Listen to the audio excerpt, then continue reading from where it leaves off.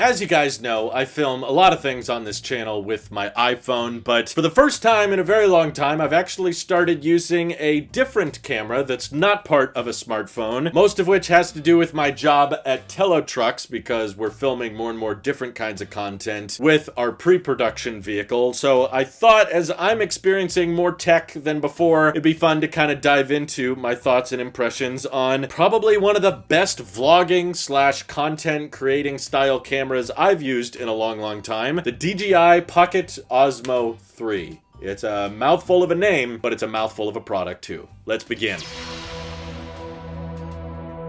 So this was actually recommended to me by my good friend Chris McCammon, who runs the marketing over at Aterra, because they've been in lots of situations where you want to quickly get some driving around shots, and there's all kinds of crazy mounts people have made for iPhones and fancy DSLR cameras to try to get you to suction cup to the back of a car, but most of the time you don't have a lot of control over where the camera is pointed. It's hard to keep it stable with all that weight, and so I looked into what the more cost-effective options would be to document our truck in the wild, driving on the beach or driving at the racetrack or driving across the Golden Gate Bridge, and I found one of the most cost-effective solutions that would give us great results with one of these bad boys, which I haven't had a ton of experience with DJI in the past. I did buy a gimbal for my iPhone a while back, but that was about it. Wasn't terribly impressed with it. It kind of broke on me over time, but I had read a lot of positive reviews about this thing, and boy, I have to say, it's amazing how great a camera they can fit into such a tiny space. I mean, look how small the sensor is. Like, it's not much bigger than my thumb, and yet this thing can crank out some amazing imagery. I think it's probably pretty similar to the camera lenses and sensors we find in our smartphones, but it's attached on this very steady, very well integrated gimbal that helps the footage stay really solid, even in the most intense situations. And the included display they have on here is incredibly bright and vibrant, which has been excellent when filming outside. You can tell there were some real camera people on board the design team with this thing. It records 4K video at very high frame rates, which of course I care about, and I just bought this very highly reviewed suction cup accessory so that I could plop this camera on top of a external car mounted suction cup and just crank out these beautiful shots. And the main reason I was interested in doing this versus finding some kind of iPhone mount or even some kind of crazy DSLR setup is because of this gimbal approach, where you can essentially control the camera via a joystick on the gimbal itself, or you can of course connect your iPhone to this camera. That meant that I could control the camera feed from inside the car, of course, as someone else is driving. So there were many shoots recently where my wife would be driving the car, I would be controlling this camera from the passenger seat, and the latency is actually really good. And the DJI software lets you drag a box over whatever vehicle you're hoping for it to focus on and track with, and you get video that I'm not trying to say is like, you know, footage good enough for the Super Bowl, but it's pretty dang comparable. It looks like car commercial type stuff, and this is not a terribly expensive camera, although of course DJI is a Chinese company, so with all the tariff craziness and all that, the pricing on these, bizarrely, this is not usual for tech stuff, went up quite a bit. So when it was brand new, it was about $500, but with all the tariffs and everything being so high in demand and harder to import, these went up to more like $800, $900 in the new market. And they got very expensive quickly, and most places they were out of stock. But of course, you know me, I'm the eBay guy, so I looked around and found a guy on eBay selling them brand new for under $700. So definitely not as cheap as when they first came out, but it was around $680 essentially to get one that was sealed in the box, and it also came with a bunch of accessories. So came with an additional battery grip. So all of this is just battery and tripod, by the way. It's amazing to me how much capability they can pack into such a small footprint. But of course, this is EU approved and Tailosive Tech approved because it takes USB-C, and everything is just built and designed so well. It latches together really nicely. It's just a little USB-C port to extend the battery life, which is fantastic, by the way. I haven't even come close to killing this thing on a single charge, but I've been filming with it for like 20 minutes at a time, and it just hangs off the back of the car. And what I wanted to say is impressive about this like suction cup mount is we put it not only on my own car, but we also put it on the Tello truck, and we were really hard on this thing, okay? Like, we were driving it through the dunes at Pismo Beach, and we had all kinds of sand blowing all over this thing, which I'm sure is not recommended. And while there was, for a little bit, some of that grinding sand sound with the gimbal that was kind of like piercing to the ears, like, oh no, did I just permanently break it? It made the little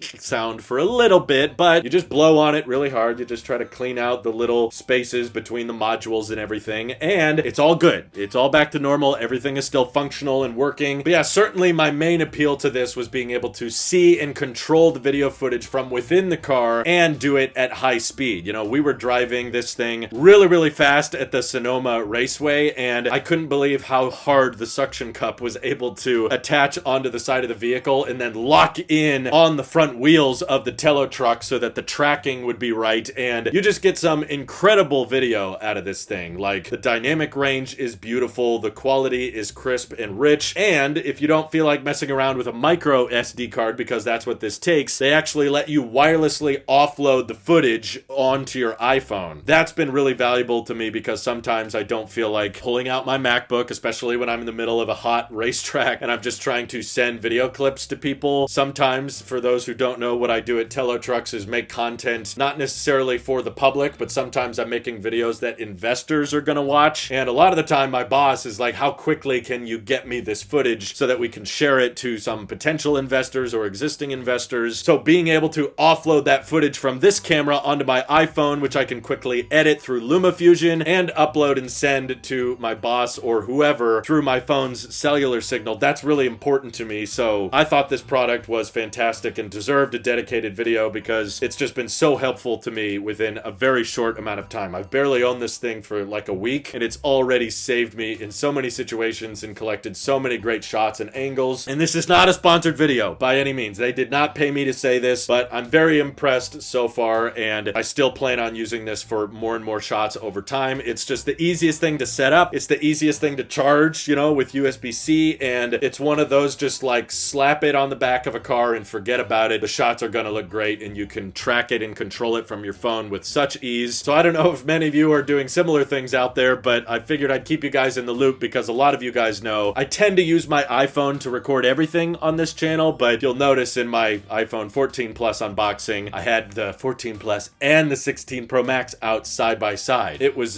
this thing because it's razor sharp, and to turn it off, you just slide the display sideways like that, and boom, it locks into place. It hides the camera sensor from the surroundings so that you're not pointing it at unnecessary light or debris. And even the built-in microphone on this thing is not bad, to be honest with you. I just used the built-in mic with this thing on that iPhone 14 Plus unboxing video. Everything is so plug and play. If I had any suggestions or comments, I mean, it feels a little weird to me that even though I'm shooting things at 4K at 60, usually when I offload them onto my iPhone and then airdrop them to my Mac, it re-exports them to be 4K at 30. Not the biggest deal because all of the social media posting I do usually compresses it to 30 frames a second anyway. Marquez would be very happy about that. He loves 30 FPS, but I wish they could find a way to make sure this thing exports to my phone at 60 FPS because I don't want to mess around with the micro SD card all the time. But yeah, fantastic product. Loving it so far. Gonna keep using it for sure, and you might see me use it more often on the tech channel for vlogging purposes or whenever I need to record things that require the use of my iPhone. Like I have to hold my iPhone somewhere else because sometimes my phone is just being used for too many things. And I'm like, I'm already using it for this. Now I can't use it as a camera because you do everything. Before I used to say, you know, it's kind of handy to have two phones if I need to film my phone doing something. But nope, in the future, I think I'm just going to use this thing. This thing is fantastic, and I would highly recommend it to content creators out there. I can already tell many big YouTubers already use it, and it's reasonably priced for what you get, in my opinion. Thank you to everybody supporting this channel directly. Seriously, helps us out a ton, as does just watching these videos. So thanks again. This is your Apple Sheep here, and I will see you all in the next one.